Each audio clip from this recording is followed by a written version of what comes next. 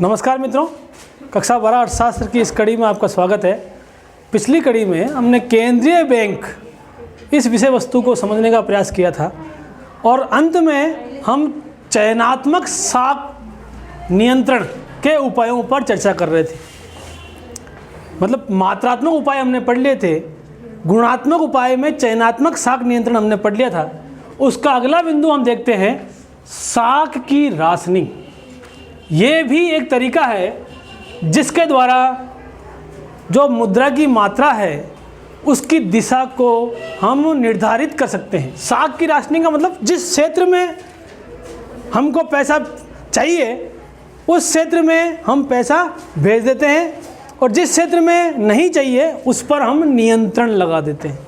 उस नियंत्रण लगाने की हमारे पास तरीका कौन सा है? बिल बुनाने की सुविधा।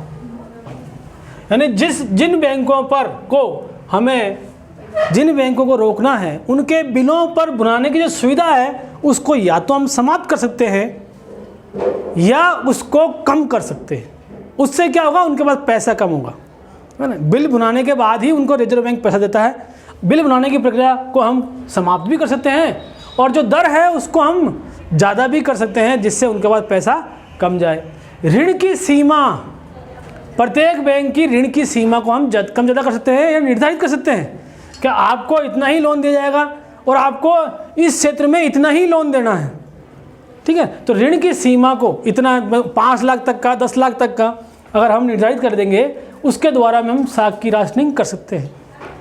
तीसरा एक उपाय है नैतिक दबाव। नैतिक दबाव मतलब भारतीय रिजर्व बैंक सभी बैंकों को मार्गदर्शन और दिशा निर्देश जारी करता है, उनको सलाह देता है जिसके द्वारा उन पर नैतिक दबाव पड़ता है और उनकी दिशा निर्धारित हो जाती है। प्रचार, जो पत्र पत्रिकाएं हैं, जो बुलेटिन हैं, जो भारतीय रिजर्व बैंक जो छापता है उनके द्वारा, विज्ञापनों के द्वारा भारतीय रिजर्व बैंक अपनी मंशा सबके सामने प्रकट कर देता है कि हमारी मंशा विकास को इस दिशा में ले जाने की है। तो बैंक जो होती है वो उस दिशा को समझ करके उसी के अनुरूप काम करना शुरू कर देती है। प्रत्यक्ष कार्रवाई, ये सबसे अंतिम और सबसे कठोर कार्रवाई होती है।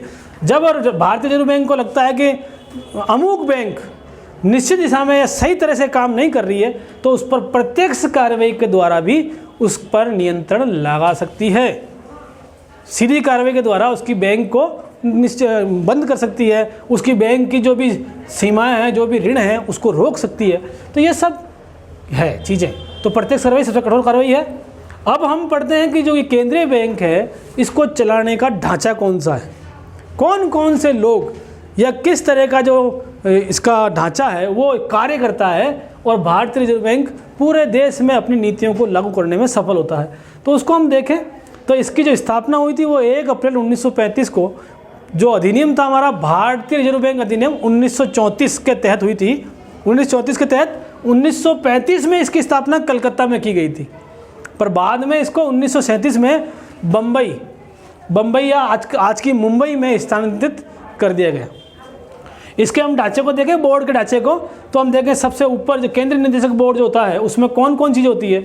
सबसे ऊपर जो पदाधिकारी है वो गवर्नर है। गवर्नर के जस्ट नीचे जो अगला अधिकारी आता है वो है उप गवर्नर। उप गवर्नर के नीचे कार्यपालक निदेशक, फिर प्रधान मुख्य महाप्रबंधक, फिर प्रभारी मुख्य महाप्रबंधक, फिर मुख्य महाप्रबंधक, फिर महाप्रबंधक और महाप्रबंधक के बाद उप महाप्रबंधक और उप महाप्रबंधक के बाद सहायक महाप्रबंधक, फिर प्रबंधक और प्रबंधक के बाद सहायक प्रबंधक और उसके बाद उनका नीचे जो स्टाफ है, जो इनके नीचे काम करता है, जो सरकारी स्टाफ है वो इनके नीचे काम करता है। तो इस तरह से ये पूरा बोर्ड काम करता है। इसका जो गठन होता है, एक बोर्ड का गठन जो होता है वो 4 वर्ष के लिए नामित होता है, 4 वर्ष के लिए किया जाता है। और इसका जो सरकारी निदेशक होता है वो पूर्णकालिक होता है, पूरे 4 साल के लिए होता है। इसमें 1 गवर्नर होता है और 4 इसके उप गवर्नर होते हैं, ठीक है ना।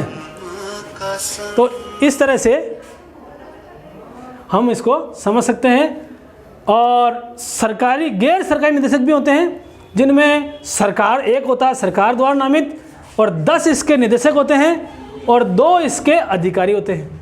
4 निदेशक होते हैं जो 4 स्थानीय बोर्डों से आते हैं।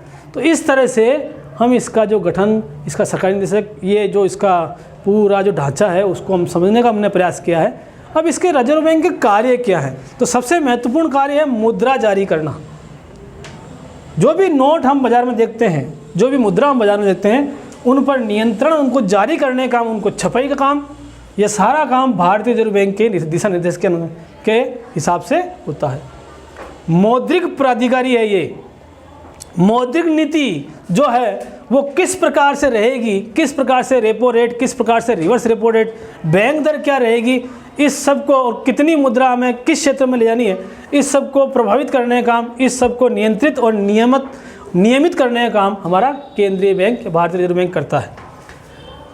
वित्तीय प्रणाली का विनियामक, जो वित्तीय प्रणाली अभी मैंने बताया आपको, है ना, विभिन्न ये पूरा सुनिश्चित करता है केंद्रीय बैंक कि जो जमा करता है उनका पैसा सुरक्षित रहे, बैंकों में लोगों का विश्वास रहे, है ना, और उनकी सुरक्षा हो। इसके लिए विभिन्न नीतियों की जो नीतियाँ और मार्गदर्शन हमारा केंद्रीय बैंक प्रकाशित या उनको प्रदान करता है।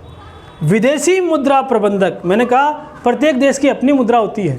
हमारे देश में हमारी मुद्रा चल रही है, पर विभिन्न देशों की जो मुद्राएं हैं उनमें उनको संग्रहित करना, इकट्ठे करना और ज़रूरतमंद को देना, है ना, वो सब सारा प्रबंध, विदेशी मुद्रा का प्रबंध करने का काम भी केंद्रीय बैंक करता है। और उनको लगता है कि जो भी विनिमय दर है अगर कम ज़्यादा है उसको नियंत्रित करने का काम, जिससे भुगतान संतुलन भी रहे। तो ये सब चीज़ें केंद्रीय बैंक के कार्य के अंतर्गत आती है। एक विकासात्मक भूमिका, देश का आर्थिक विकास हो, सही दिशा में विकास हो, जिस क्षेत्र का विकास होना चाहिए, जब निर्धन तक पैसा पहुँचे, इस सारा काम, इसकी निगरानी करने का काम सरकार करती है। परंतु जो कार्य करने का बड़ा काम है वो है भारतीय रिजर्व बैंक, जो अपनी मौद्रिक नीति और गुणात्मक उपाय, मात्रात्मक और गुणात्मक उपायों के द्वारा इसकी राशनिंग करता है।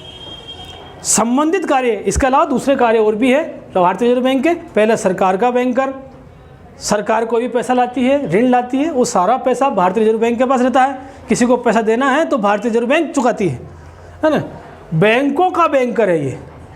विभिन्न बैंक जो काम करते हैं उन सब पर निगरानी करना, उन पर नियंत्रण करना, उनको ऋण देना, है ना, ये सारा काम केंद्रीय बैंक यानी भारतीय रिजर्व बैंक का है। तो सरकार का भी बैंकर है और बैंकों का भी बैंकर है।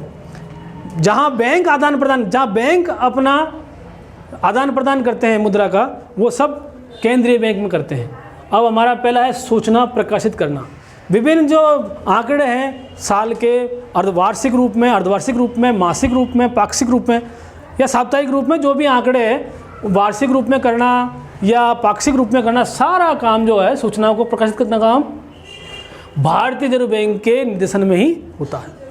इसके लिए हम मौद्रिक नीति, जिसको हमको समझना आवश्यक है, जो इसका एक प्रमुख उपाय है सरकार के, ये देश की वित्तीय ढांचे को नियमित करने का और नियंत्रित करने का उपाय जो है मौद्रिक नीति है। उसमें पहला आता है रेपो दर। तो मौद्रिक नीति वो नीति है जिसके द्वारा देश में संचालित मुद्रा को कम या ज़्यादा करना होता है। तो हम मौद्रिक नीति के द्वारा सीधे तौर पर उसकी मात्रा को निर्धारित करते हैं। तो इसमें पहली चीज़ है रेपो दर। ये वो दर है जिस पर केंद्रीय बैंक अल्पकालिक ऋण प्रदान करता है व्यापारिक बैंकों को। केंद्रीय बैंक जिस दर पर व्यापारिक बैंकों को अल्पकालिक या ओवरनाइट ऋण प्रदान करता है, उस पर जो दर लगती है उसको हम कहते हैं रेपो दर। एक होती है रिवर्स रेपो दर। ये रिवर्स रेपो दर का मतलब यह है कि जो व्यापारिक बैंक हैं वो अपनी अल्पकालिक जमाएं जब रिजर्व बैंक के पास रखते हैं, रिजर्व बैंक के पास जमा कराते हैं, तो उन जमाओं पर केंद्रीय बैंक उनको ब्याज देता है। रेपो दर में व्यापारिक बैंकों को ब्याज देना होता है, किसको? केंद्रीय बैंक को। और रिवर्स रेपो दर में भारतीय रिजर्व बैंक को, जो केंद्रीय बैंक है, उसको व्यापारिक बैंकों को ऋण देना होता है ब्याज। तो ये ध्यान रखें। और दो प्रमुख उपाय ये हैं, CRR और SLR। ये हमने पहले पढ़े हैं, नकद कोषानुपात और वैधानिक कोषानुपात।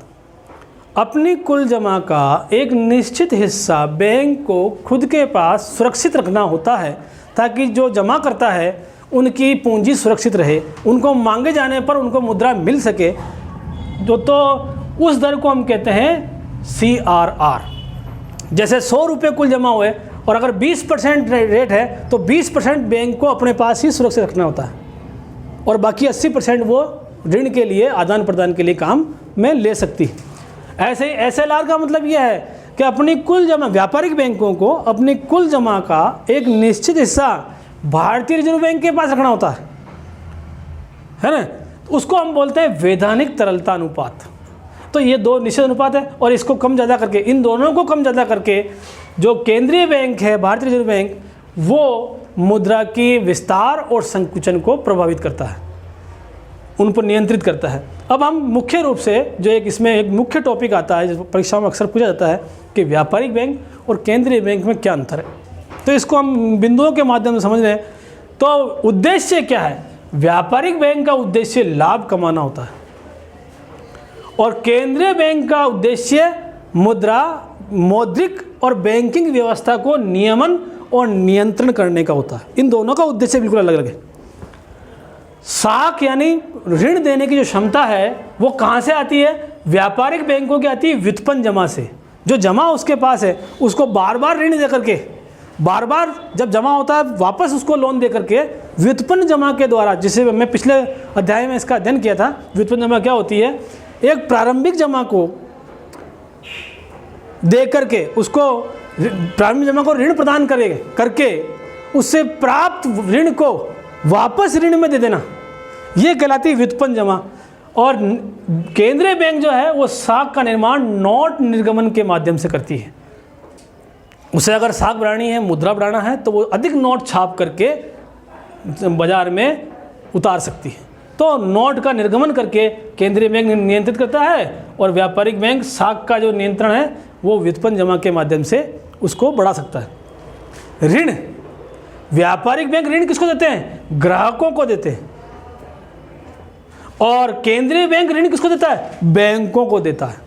तो जो भी शिक्षा ऋण है, वाहन ऋण है, कार, गृह ऋण है या शादी के लिए ऋण है, ये सब लोन कौन देता है? बैंक देता है। किसको देता है? ग्राहकों को देता है। और ये जो बैंक है, अगर इनको पैसे की जरूरत है तो ये ऋण कहाँ से लाते हैं? केंद्रीय बैंक से लाते हैं। और यह इसमें जो जमाएं होती है व्यापारिक बैंक में वो केवल ग्राहकों की होती है, जबकि केंद्रीय बैंक में ग्राहक सीधे जाकर के कोई पैसे संबंधी लेन देन नहीं कर सकता, अपना पैसा नहीं जमा कर सकता। तो ग्राहकों से सीधा जुड़ाव व्यापारिक बैंक का है, केंद्रीय बैंक का नहीं है ना। अनुपालन, जो व्यापारिक बैंक है वो केंद्रीय बैंक की जो नीति है उसी के हिसाब से काम करते हैं, जबकि केंद्रीय बैंक है वो सरकार का बैंकर है, सरकार को सलाह देता है, बैंकों का बैंक है, बैंकों पर नियंत्रण करने का काम करता है। तो और जमाएं जो है वो ग्राहक अपने व्यापारिक बैंक में, ग्राहक व्यापारिक बैंक में अपनी इच्छा अनुसार जितना पैसा चाहे जमा कर सकते हैं, निकलवा सकते हैं। जबकि यह केंद्रीय बैंक में एक निश्चित अनुपात में ही जमा कर सकते हैं पैसा, और कौन कराता है? व्यापारिक बैंक। तो वहाँ अनुपात निश्चित है और यहाँ अपनी इच्छा अनुसार पैसे का लेन देन हो सकता है। वहाँ जिस रेट से रेपो रेट है उसी रेपो रेट से आपको जमा कराना होगा। बैंक दर जो है उसी दर से आपको पैसे का आदान प्रदान होगा, ऋण का आदान प्रदान होगा। तो इस तरह से हमने जो ये भारतीय रिजर्व बैंक केंद्रीय बैंक है, देश की मौद्रिक और बैंकिंग व्यवस्था को और उसकी वित्तीय व्यवस्था को सुदृढ़ करने का काम करता है, जिससे देश का आर्थिक विकास हो, पूर्ण रोजगार की दिशा में देश चले, सरकार की नीतियाँ लागू हो, महंगाई कम हो, है ना, लोगों के पास पैसा हो, निर्धनों का कल्याण हो, है ना, रोजगार मिले सबको। इस दिशा में कार्य करने का काम केंद्रीय बैंक करता है। सरकार का ये मुख्य माध्यम है जिसके माध्यम से सरकार काम करती है। तो हम अगले अंक में फिर मिलेंगे। आपसे अपेक्षा रहेगी कि इसको लाइक करें, शेयर करें, अधिक से अधिक लोगों में शेयर करें और सब्सक्राइब कर लें ताकि नए वीडियो की जानकारी आपको तुरंत मिल जाए। धन्यवाद।